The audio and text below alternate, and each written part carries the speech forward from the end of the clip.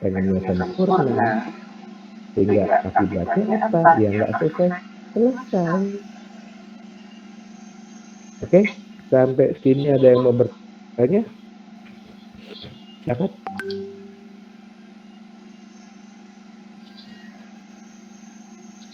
Ada yang mau bertanya?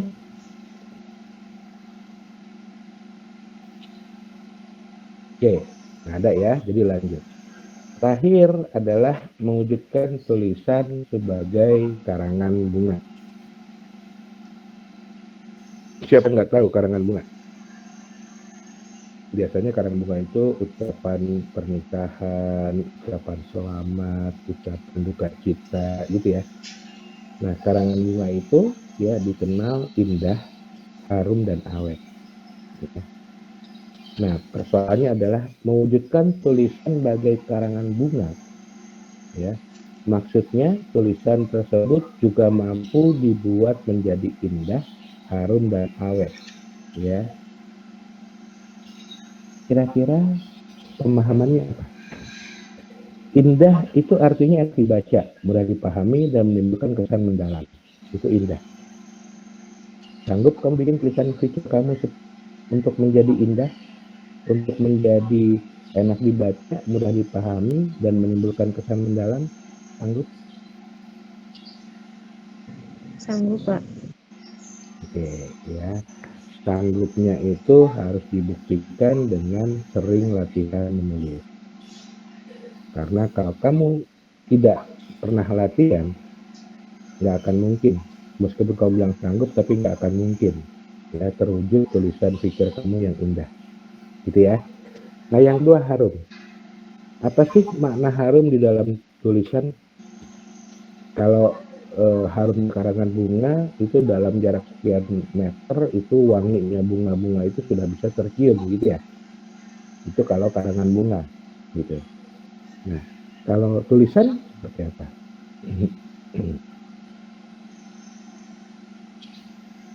Ada yang tahu? Kira-kira seperti apa tulisan yang disebut harum? Ucapan, Pak. Hah, tulisan. Oh, Tulisan, tulisan. tulis. Tulisan yang harum. Iya. Kira-kira seperti apa tulisan yang harum? Kayak harapan itu nggak sih, Pak? Kayak apa? Bentar, Najwa. Kayak apa Sarani? Kayak ucapan harapan gitu. Oh tidak, bukan. Maksudnya tulisan kita apapun isinya itu bisa menjadi harum. Nah, seperti apa tulisan yang dimaksud atau tulisan yang menjadi harum itu? Gitu. Tulisan yang bisa dibaca oleh semua kalangan mungkin, Pak. Dan Tulisan yang bisa dibaca oleh semua kalangan itu mah wajib hukumnya, bukan harum, wajib. Ya Mika. Jadi kalau tulisan dibaca semua kalangan itu hukumnya wajib. Ya, artinya kalau harum itu melebihi wajibnya, gitu. Ayo, siapa yang bisa komen? Tadi Najwa mau ngomong apa ya? Mana Najwa? Hilang kok. Najwa mau ngomong apa Najwa? Mana Najwa? Ya Pak, saya ini Pak, izin on cam soalnya angin lagi gede banget, sinyal kurang stabil. Oh gitu. Ya udah nggak apa-apa. Makasih Najwa. Oke, kembali. Ada yang mau berpendapat tentang bagaimana sih tulisan harum? Saya kasih contoh deh. Misalnya Mita nih, ya, bikin tulisan isinya tentang cara nyontek yang baik. Ya, sekarang saya mau tanya, kira-kira siapa Sukainah? Ya. Sukainah mau baca nggak itu tulisannya Mita tentang cara nyontek yang baik? Halo? Iya Pak. Mau, ya. Bahkan bukan cuma Sukainah, bukan cuma anak-anak PB, bukan cuma anak-anak TGP, bahkan bukan cuma anak-anak PNJ, tapi anak mahasiswa dari kampus lain pun kalau dia tahu Mita atau dia tahu ada tulisan tentang cara nyontek yang baik, dia cari nggak tulisan itu? Cari. Kenapa? Karena orang Indonesia itu pengennya jalan pintas ya. Pengennya nilai tinggi tapi nggak belajar. Jadi cara ngecek yang baik itu dia perlu kan gitu ya. Iya kan? Karena dia pengen tahu caranya ngecek yang baik seperti apa sih. Supaya kalaupun dia nggak belajar, nilainya tetap tinggi kan gitu. Ya, artinya apa?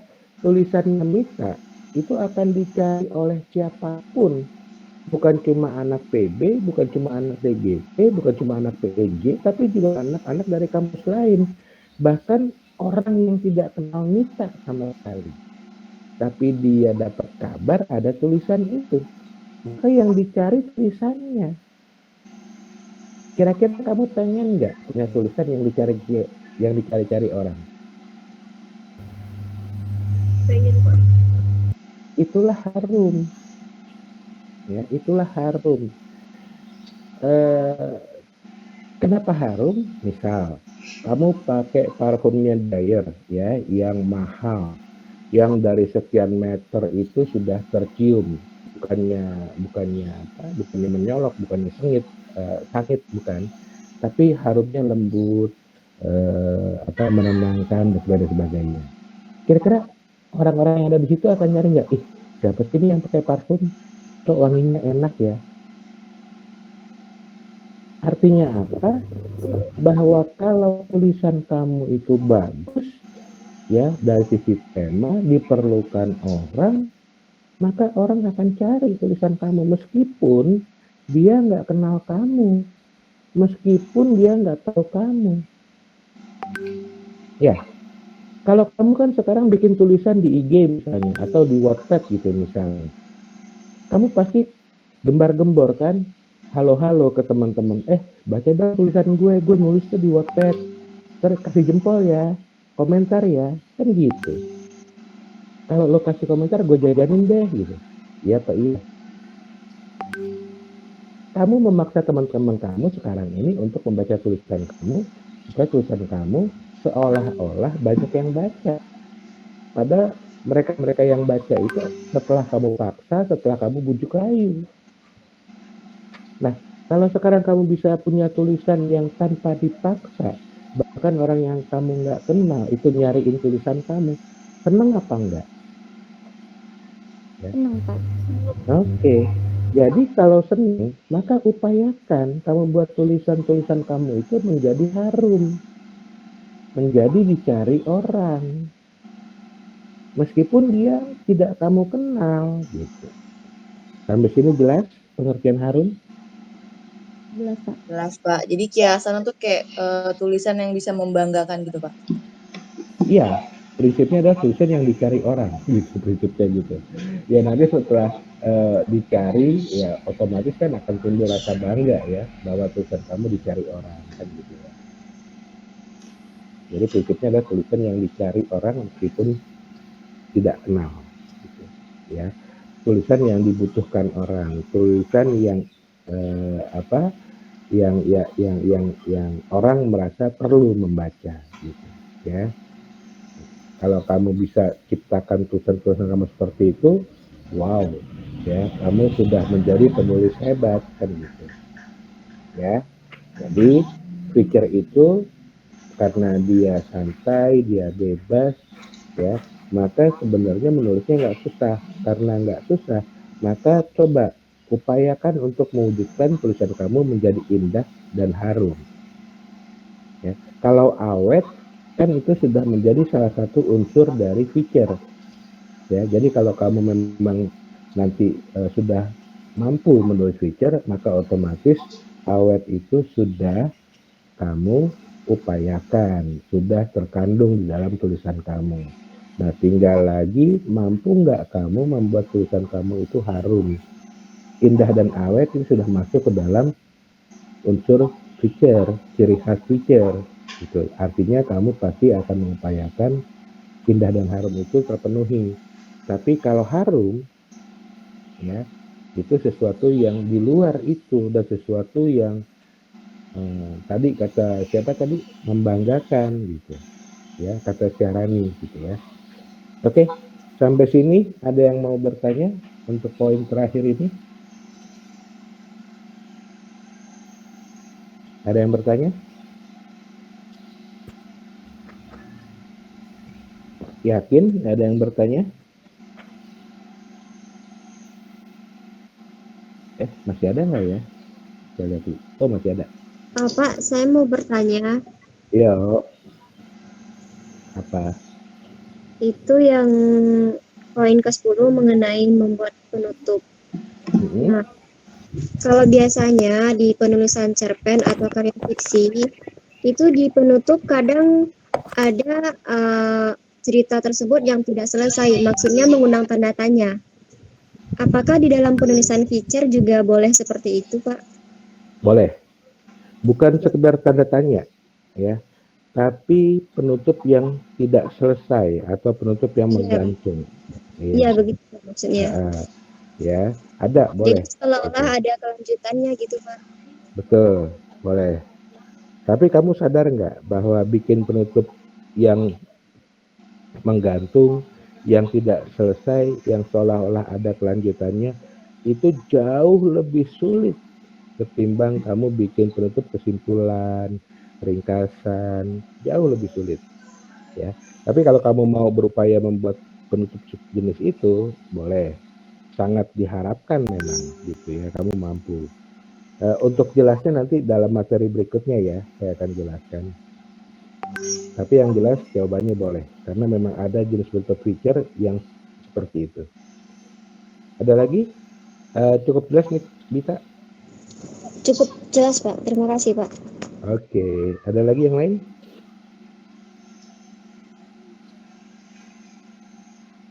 Ada?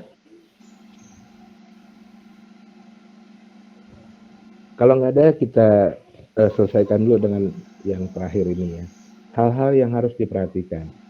Ya. Dalam menulis feature ada beberapa hal yang harus diperhatikan untuk menjaga feature tetap sebagai karya jelas selagi kamu menulis. Gitu. Ya, sampai sini jelas. Poin pertama ini jelas. Yang kedua, Jelas, Pak. oke. Yang kedua, akurasi. Ya, akurasi itu apa artinya? Akurat, apa artinya akurat? Percaya dapat dipercaya. Apa? Nggak jelas? Dapat dipercaya atau terpercaya. Kurang bener. Ada lagi yang lain? Ketepatan, Pak. Good, tepat ya. Jadi karena tepat dia baru bisa dipercaya, Dita. Jadi arti yang langsungnya, arti sebenarnya adalah tepat. Contoh ya. Kamu mau nulis tentang penonton siapa tuh namanya artis Korea yang nyanyi itu ya, kamu yang lebih hafal deh. Kamu mau nulis tentang itu misalnya penonton dari konser grup Korea gitu ya. Saya nggak hafal nama-nama grupnya atau nama-nama penyanyinya. Nah, terus kamu tulis di dalam tulisan itu misalnya setengah dari stadion GBK itu penuh oleh penonton. Kata setengah dari stadion GBK itu tidak akurat, ya, karena kamu cuma menerka-nerka, cuma melihat secara global bahwa penonton itu cuma setengah dari stadion, dari isi stadion, kapasitas stadion. Itu tidak akurat dan itu tidak disarankan, meskipun itu untuk feature. Jadi meskipun dia feature, dia tetap harus akurat. Jadi caranya gimana? Apakah kamu harus berdiri di kursi stadion atau di tempat duduk stadion itu, kemudian kamu hitung kepala yang hadir itu satu-satu, 1, 2, 3, 4 gitu? Atau gimana caranya supaya akurat itu terpenuhi?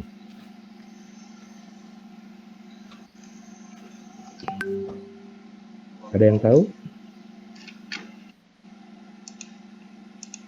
Gimana caranya supaya Bertanya kepada itu, Pak, kepada sumber yang terpercaya, misalnya kepada penjaganya atau kepada siapa? ya kira-kira siapa gitu? Sebentar, Dita persen salah ya. Kenapa? Karena persen juga nggak akurat gitu. Nah, sekarang Dita, bertanya kepada siapa? Ya siapa? Nah, soalnya gini, kalau kamu bertanyanya kepada orang yang nggak jelas, apakah yakin kamu dapat jawaban akurat? Oke. Misalnya kalau kita ke tempat wisata, nah untuk Hmm. mengetahui keakuratan berapa jumlah pengunjung, kita bisa Hmm. kepada si penjaga, bukan penjaga, orang yang mengatur data-data pengunjung itu Pak, atau si penjual tiket. Iya, langsung aja ke penjual tiket. Ya, kalau kamu bilang ke siapa yang nggak jelas, nanti belum tentu. Semua orang yang ada di situ belum tentu dia tahu berapa jumlah pengunjung. Tapi kalau penjual tiket, dia akan tahu dari hitungan tiket yang dia jual. Jadi kenapa harus nggak jelas ke siapanya gitu ya? Langsung aja ke penjual tiket. Nah, si penjual tiket pasti tahu dong, ya misal karena dia megang tiketnya dan orang beli tiket ya otomatis itu berarti pengunjung kan gitu. Nah, jadi caranya betul dengan kepada penjual tiket untuk mendapatkan jumlah pengunjung dimanapun gitu ya. Dan angka yang disebutkan angka yang disebut oleh penjual tiket itu berarti pasti akurat karena angkanya misalnya jelas, misalnya 3.455 misalnya. Kan jelas itu. Nah, itu artinya tepat, akurat ya. Jadi sekali lagi untuk penulisan feature tetap dibutuhkan akurasi, tetap dibutuhkan angka yang tepat meskipun dia feature. Sampai sini jelas? Oke, kalau jelas kita masuk ke poin berikutnya detail. Ya, saya udah berulang kali ngomong soal detail. Ya, dari awal ya, kalau kamu masih ingat ada use for detail. Untuk feature itu gunakan detail. Jadi salah satu kekuatan feature adalah detail. Maka tulisan feature yang nggak detail itu lemah. Malah bisa jadi dia bukan feature. Ya, karena kekuatan feature itu adalah detail, rinci. Gitu, ya. Jadi kamu harus perhatikan detail, apakah sudah cukup rinci yang kamu tulis atau belum. Ya, jadi kalau upayakan lebih rinci. Sampai sini jelas? Jelas, Oke, ya, makasih. Poin berikutnya, atraktif. Apa yang dimaksud dengan atraktif? Uno, siapa yang tahu? Apa yang dimaksud dengan atraktif?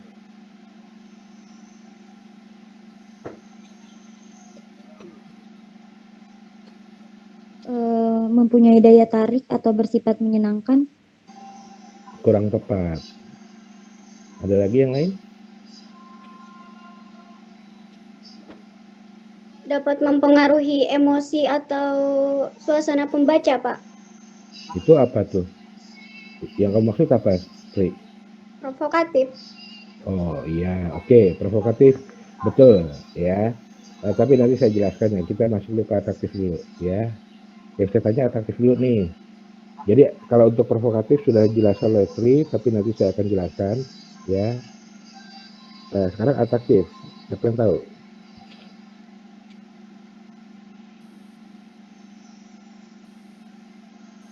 Oke, siapa yang punya adik yang umurnya masih batita, bawah 3 tahun?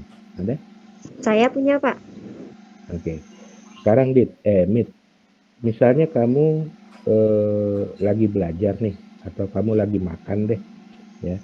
Tiba-tiba adik kamu yang batita tadi, ya, berjalan, bahkan cenderung berlari, gitu.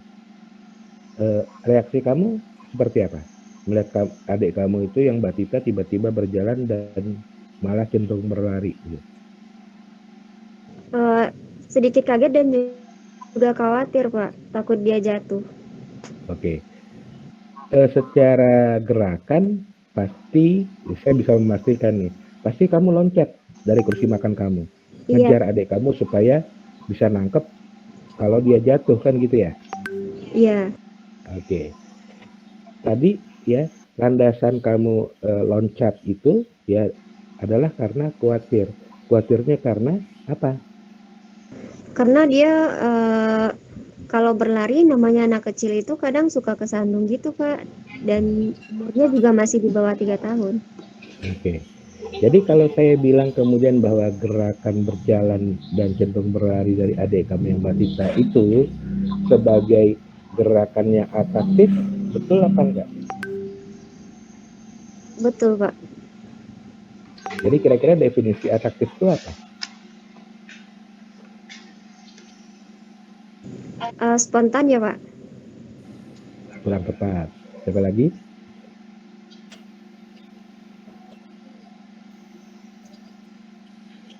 Apa kira-kira?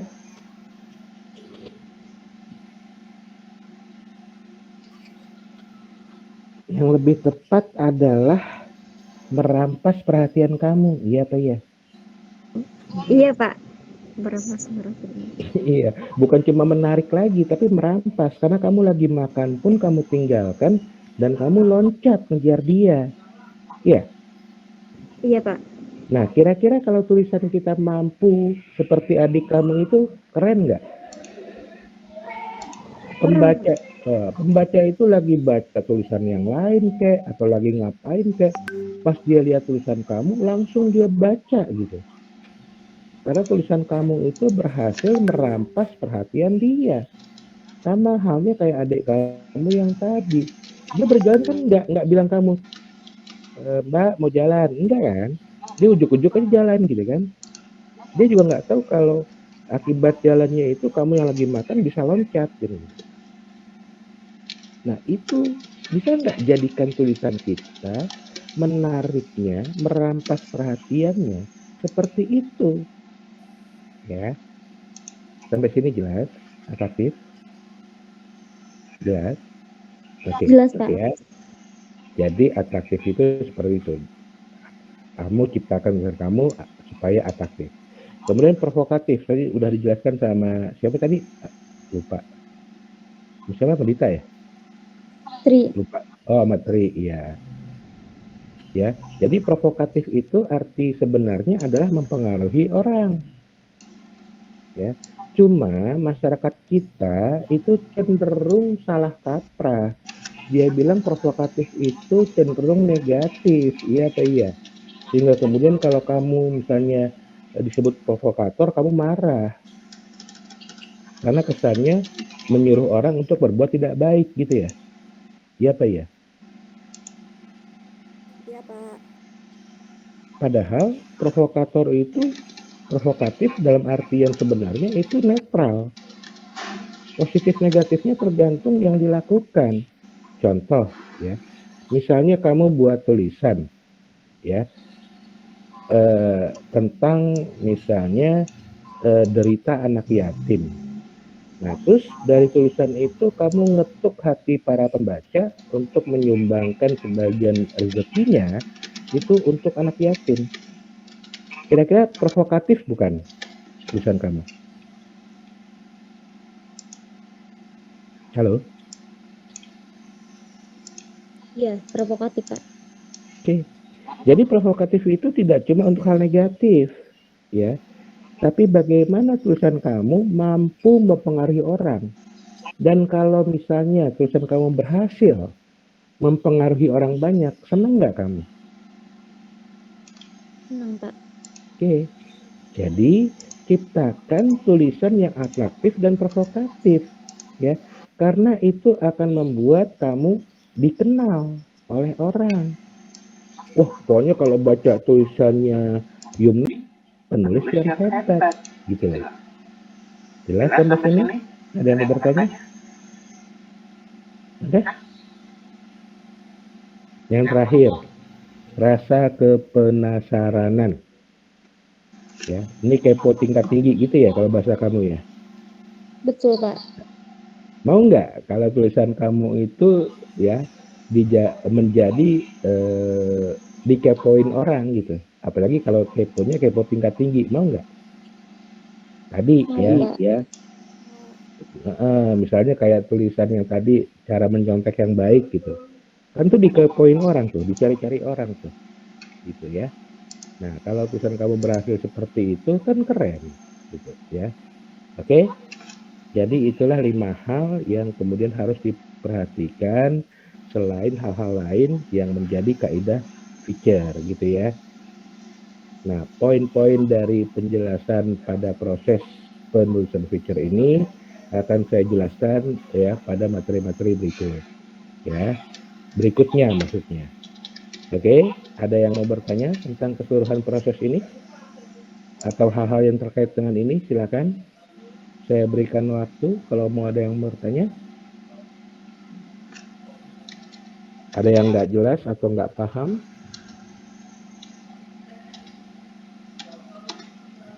Ada?